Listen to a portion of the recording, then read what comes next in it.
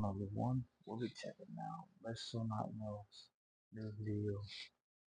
This is about its day 29. Day 29 of Mr. Knoxville month. DJ on Mr. Not know. Really scary true fish and horror stories. Okay. I've not been fishing since I was a kid. At least when I'm homeless because I don't trust it. So yeah. But let's go ahead and get into this. Oh yeah. Links in the description for original content. Go subscribe to Mr. Not Know and his channel. And like videos from his old to the newest to the present. And subscribe to this channel, hit that like button as well. But let's go get into this. Please go to Fish and Horse Stories. Okay? Listen, look at much. That much.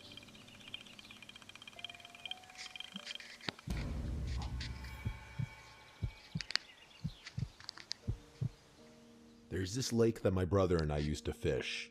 We'd use live bait, usually crickets or worms, and we'd catch a ton of bluegill.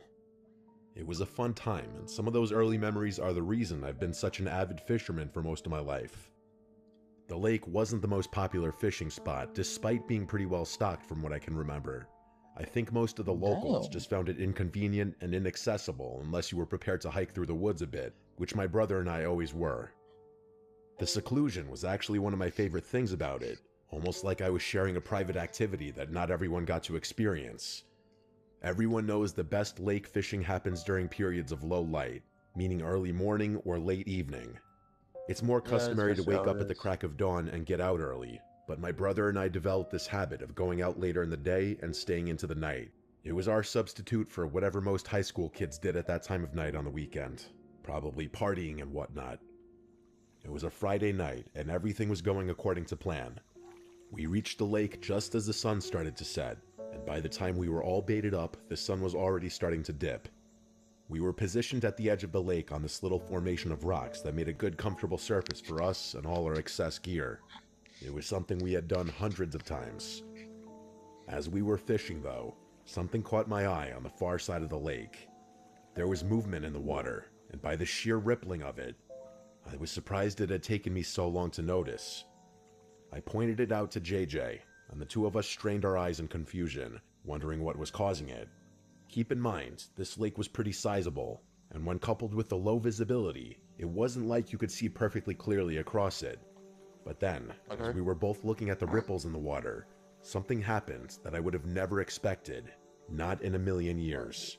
A dark mass started rising out of the water where the ripples had been, and as it emerged, my assumption that it had been a huge fish was immediately dispelled. It was not a fish. It was way too big and way too upright.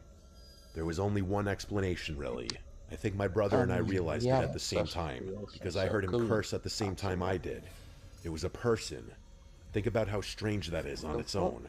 Not only was there a literal person in a somewhat private lake after sunset, but they had just been submerged below the surface. And not just that, they must have been down there for quite some time too. Otherwise we would have noticed them earlier. It was freaky enough to quicken my heartbeat a little, and I got this compelling urge to leave. My brother didn't want to though, saying that we had just gotten out there, and that person in the lake was too far away to have any kind of effect on us. I figured he wasn't wrong, so the two of us spent the next few minutes watching the person in the lake, trying to rationalize the sight. They were swaying back and forth, rhythmically, almost hypnotically. Their movements weren't jerky or choppy, but perfectly fluid, like they were commanding the water around them as opposed to merely cutting through it. Our fishing poles were all but neglected at that point, lying there untouched while the two of us kept our attention fixated on the strange sight across the lake. Was it possible they were fishing? No, that seems ridiculous. Fishing underwater? Unheard of. JJ suggested that maybe they were enjoying a night swim, which was plausible, until I grazed the surface of the lake with my hand and instantly recoiled at how cold it was. You'd have to be a psycho to enjoy swimming in temperatures that low. Without much else to do besides ignore them and keep fishing, I snapped out of my trance and encouraged my brother to do the same. but when I looked over at him, I realized that he was either much more invested or much more scared than I was, maybe both. Instead of heeding my advice, he sat there motionlessly with his lips slightly parted and his eyes glued to the lake. He wasn't even holding his fishing pole anymore. I said his name a few times in frustration before he finally averted his gaze, instinctively picking his fishing pole back up. With a little shake of his hand, he said sorry, and the two of us tried to resume fishing, although it was pretty clear that our attention was elsewhere. I'm not really sure what I expected to happen. I guess I figured that person would eventually get out of the lake, or notice us, or do something other than just stand there. After a few minutes of mindlessly casting and reeling, JJ tapped my shoulder and said, "Look." I looked back across the lake just in time to see that person submerge again, disappearing below the surface. I found myself staring at the spot they had just been, expecting them to reappear any second, but they didn't. A minute passed, and then another. It dawned on me that JJ had his phone out with the stopwatch running. As it ticked up past 2 minutes, I grew increasingly astonished at how long they were holding their breath. JJ theorized that maybe it was someone training, and I almost laughed at the thought of an Olympic diver testing their lung capacity out there, in a freezing cold lake in the middle of nowhere after the sun had set. Suddenly, the thought wasn't so funny anymore, and I started packing up, telling JJ we were leaving. But he held me back, saying he wanted to wait and see how long they could hold their breath for. I told him fine, but gathered up our stuff anyway, feeling that urge to leave start creeping back in. Just before the 3-minute mark, I noticed ripples in the water again, only this time they were much, much closer, 1/5 of the way out instead of all the way on the other side. The realization that this person had not only held their breath for nearly 3 minutes, but had done so while swimming was enough for me to raise my voice at JJ. This time he didn't argue, and the two of us stood up, preparing to leave. But we couldn't go just yet. The curiosity was far too strong. JJ and I watched as the person started emerging again, and this time we could see them clear as day. To my utter surprise, it was actually a woman, not a man like I had anticipated. She had long brown hair and was wearing what looked like a dark green swimsuit, and there was one more thing I need to mention. She was kind of beautiful. She didn't look much older than we were, maybe a year or two if I had to guess. The moment I saw her, I instantly felt less intimidated, less scared too. I started wondering if maybe my brother and I had been too hasty with our intention to leave. The two of us were still frozen in place though, and she was actually the one who broke the silence. She flashed an alluring smile and said, "Hi," almost like she was trying to be playful and coy, like she hadn't just held her breath for 3 minutes while swimming through a freezing cold lake. She was definitely a strong swimmer. It was obvious from the way she bobbed around, seeming just as comfortable in the water as most people would on land. I was dumbfounded, too perplexed to speak, but my brother blurted out the question I was dying to ask. He asked her what she was doing, and I had to remind myself that she was behaving like a crazy person, as harmless as she looked. She leaned her head back and said she was swimming. My brother said, "Well, yeah, obviously," then asked her if she was training for something. She gave us another teasing smile and said something like that, then glided a little closer to us. Then she actually asked us if we wanted to join her. Pure insanity. I spoke up for the first time, asking her if she was crazy and telling her the water was freezing. She laughed and called us bitches, then said we'd get used to the temperature fast. JJ said no, and she started glaring at us with a finger on her lip like she was thinking. I don't know if it was her cavalier attitude or the icy look in her eye, but the alarm bell started ringing, and I was terrified all over again. There were so many things I wanted to ask her. Who was she? Was she alone? How long had she been out there? Did she live nearby? But I didn't. Instead, I just grabbed JJ's shoulder and told the pretty lake girl we were leaving. I'm not sure what I was expecting her to do, but I definitely wasn't expecting her to start screaming. She screamed no at the top of her lungs, and I stumbled backwards out of pure shock. My brother and I made sure we weren't leaving any of our stuff behind, and then started running away from the lake. She kept screaming after us, though. She was yelling for us to come back and get in the water. As if that wasn't horrifying enough, she just started shrieking at one point. No. Not words, just shrieking. It sounded like someone being stabbed. I could still hear her behind us by the time we were halfway back to the car. Part of me was expecting her to get out of the water and start chasing us, but I don't know if she ever did. Oh God. By the time we made it back to the car, JJ already had the police on the line. He told them what had happened, JJ? and even though they asked us to stay nearby so they could question us, he told them he didn't feel comfortable doing that, then hung up. I probably would have done the same thing. That's how badly I wanted to get out of there. You might think the experience would have discouraged my brother and I from continuing to fish there, and it did, but only for a while. We actually did go back a fair amount, though for the first handful of outings, we made sure to bring our dad with us. Excuse me? It took some convincing to get him to believe us, but he ultimately did. He was pretty curious and wanted to see this strange girl for himself, but we never saw her again. For all we knew, the police had found her and dealt with her however they decided to. It became somewhat of a shared joke between my brother and I. It actually got to a point where every time we fished that lake, a little part of us wanted to see her again. But now that more time's passed, and that lake is no longer part of my life, I've begun to recognize the strangeness and horror of it all. She was probably just mentally ill. That's the explanation I ultimately decided on. My brother has some interesting theories of his own, but I find them all silly and unrealistic. Either way, I doubt anything as unexplainable and as strange as what happened that night will ever happen to me again. No, I don't want her to rock like this. I mean, at this point.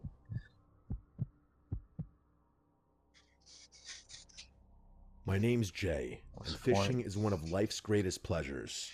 I take every opportunity I can to get out on the water, whether it's a lake, river, or the marshes down here in Louisiana.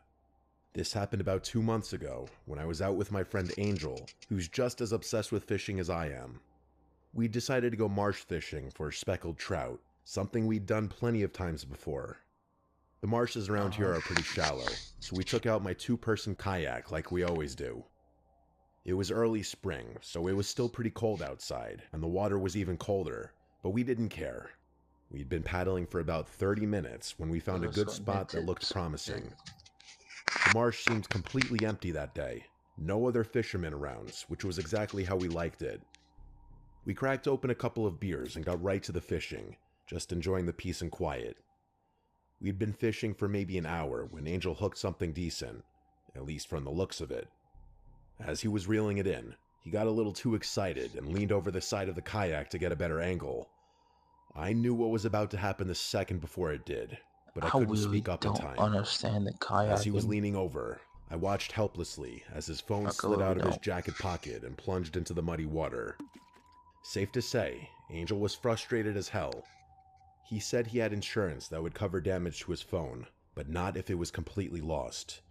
He said the replacement would cost several $100s that he didn't have, and I didn't fault him for it one bit. I'm not exactly drowning in cash myself. I told him we'd try to find it, even though the water was so murky you couldn't see more than a few inches down.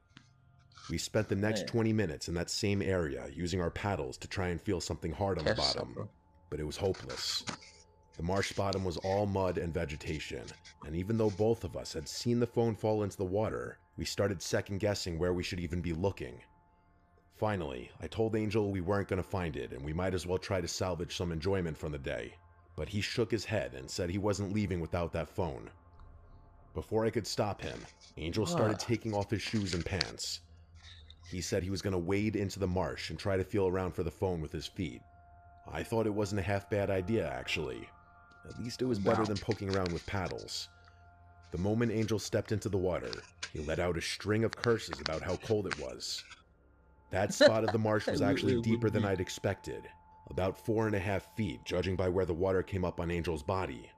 But he was determined, so he started feeling around with his feet in the area where he thought his phone had dropped. I watched from the kayak, getting more impatient by the minute. The water was so cold that I knew Angel couldn't stay in there for much longer, and I was hoping he'd either find the phone quickly or give up and get back on the kayak. But then, out of nowhere, Angel yelled out and his whole body flipped forward. 1 second he was standing upright in the water, and the next second he was completely submerged.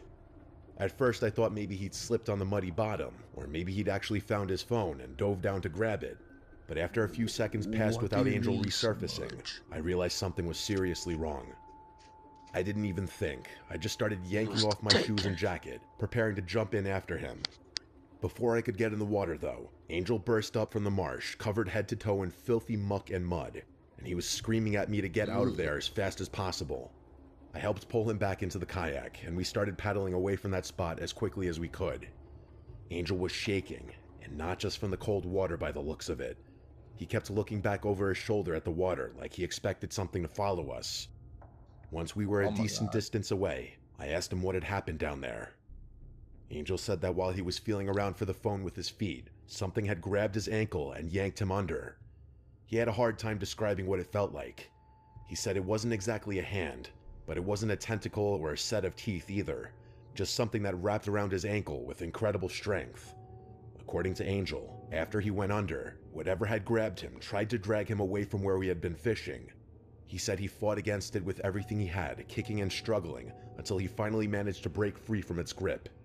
We called it a day and headed back to the boat launch, despite Angel not having found his phone. But that clearly wasn't what was on his mind. Snake? The whole ride back, he barely said a word. I kept trying to convince him that maybe it had been a big catfish or an alligator gar that had grabbed him. But at the end of the day, I hadn't been the one to feel it, so I couldn't exactly convince him of anything. Angel insisted that what grabbed him didn't feel like any fish or animal he'd ever encountered. He was so unsettled and manic that I honestly started to feel spooked myself. I mean, what could that thing have been? My mind started wandering, and it didn't lead me anywhere good. I've been fishing those marshes for years, and I've never experienced anything like what Angel described. Even after doing a bunch of research online, I was never able to find anything conclusive.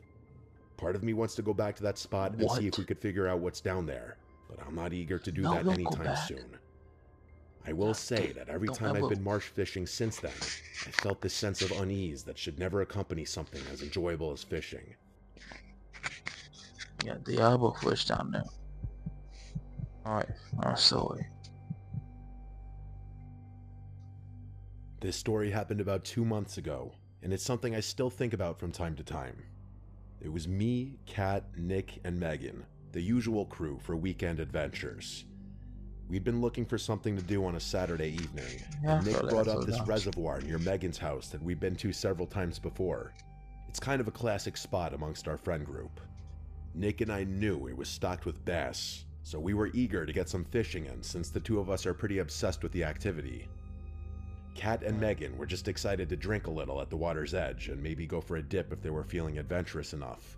Megan's house is way out in the sticks, and the reservoir is maybe a 10-minute drive away, followed by a short walk through some woods behind her neighborhood. It's technically county property, which is obvious from the many no trespassing signs posted every few yards along the chain link fence that surrounds it, but Megan had cut a hole in the fence ages ago. We laughed about it every time we went there, joking about how we found this perfect hidden spot that nobody else knew about. The reservoir itself is pretty small. It's surrounded by thick woods on 3 sides and a small access road on the 4th. The water's crystal clear, and there's this little sandy area where we usually set up. We call it the beach because of the sand and the fact that there are some flat rocks perfect for lounging on. It really is a nice spot, and since it's so secluded, we can blast music and be rowdy without worrying about disturbing anyone. The sun was already going down by the time we made it through the fence. Nick and I immediately started setting up our fishing gear, even though we both knew we probably wouldn't be doing much fishing. The girls spread out a blanket and got right to the drinking. It was a vibe, especially since I had a little thing for Megan, and Nick for Kat. As the girls were debating going for a little dip, Kat pointed something out that none of us had noticed before. She was squinting down the bank, asking if we saw that canoe over there. We all looked in the direction she was pointing. Sure enough, a little ways down the shoreline was a canoe wedged into some reeds near the edge of the water. It was positioned oddly, like it had just drifted there without being tied off properly. The weird thing was, we'd been to the reservoir dozens of times over the past year alone, and none of us had ever seen a canoe there before. Nick and I are both pretty curious by nature, and the canoe was close enough that we figured we might as well go check it out. The girls seemed more interested in their music and drinks, so they waved us off when we said we're gonna investigate. The walk along the bank took maybe 3 minutes. As we approached the canoe, I realized something was wrong. It wasn't just an empty canoe. It looked like someone had been using it recently and then just left. Like there was a fishing rod with its line still dangling into the water, alongside a tackle box lying open like someone had been digging through it. That wasn't the only thing. There was a half-eaten sandwich wrapped in plastic sitting on the seat. But the strangest thing by far was the phone. It was sitting right there on the main seat, locked but with the flashlight on. I pointed it out to Nick, asking who just leaves their phone behind like that. Nick shrugged, but I could tell he was thinking the same thing I was. All the other stuff, the fishing gear, even the sandwich, could be explained easily. Maybe someone had heard us coming, knew they were trespassing, and took off before they could get caught. But leaving behind a perfectly good cell phone, that's not something any rational person does, no matter how scared they are. I looked at Nick and then back at the canoe, taking everything in at once. I know it doesn't sound super creepy, but in the moment, it was one of the creepiest things I'd ever seen. If you were there, you would have felt the same. There was still enough light out that we should have been able to see whoever the canoe belonged to if they were anywhere nearby. We looked around the immediate area, but there was no one there. Nick said it was weird, and I agreed completely. The two of us headed back to the girls and told them what we found. The more I described the contents of the canoe, the more unsettled I felt.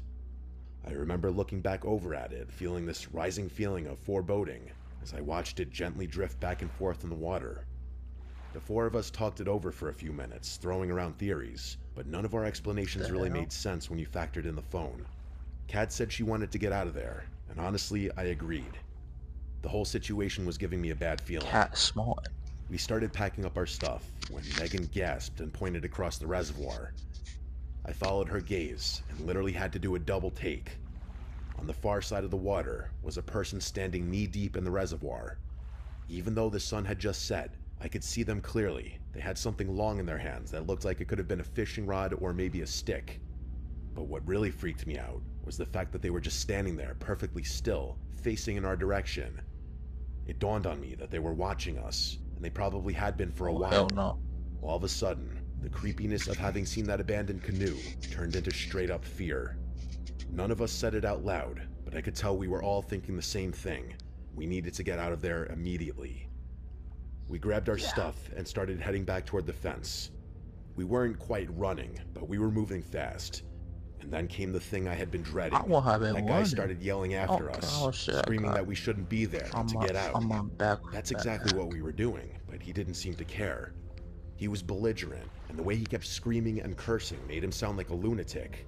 I didn't think it could get much worse than that, but I turned around just in time to see him drop whatever he had been holding and start moving into deeper water.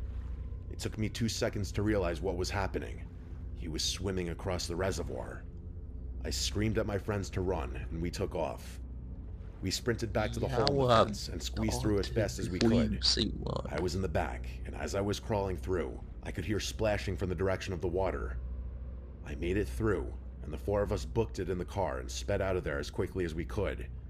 For the next 20 minutes, we sat in Megan's driveway trying to make sense of what had happened. Kat was really shaken up, and Nick was trying to calm her down, but it didn't look like it was working. She was practically in tears, and I couldn't blame her. I was still pretty freaked out myself. None of us knew what to think. I wondered if that person screaming at us had been the owner of the canoe, and if so, why was their canoe all the way across the reservoir? And why were they in the reservoir in the first place? Or, and this is the one that really got to me, had that person done something to whoever the canoe belonged to?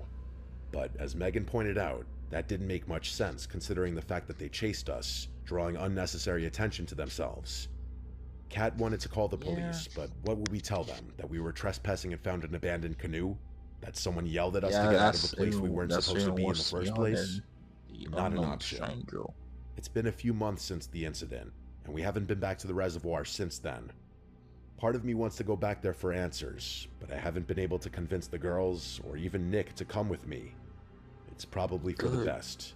I don't think I'm gonna forget about how creepy the whole thing was anytime soon, though.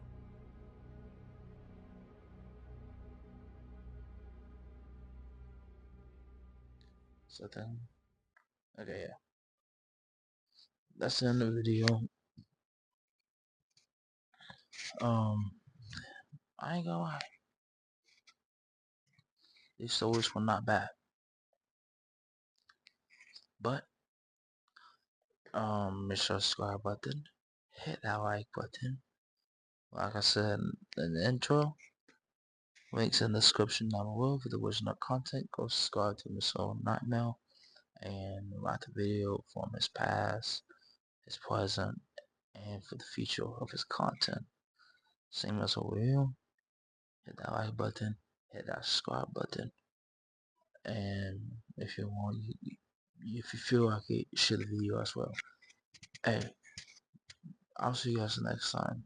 Peace.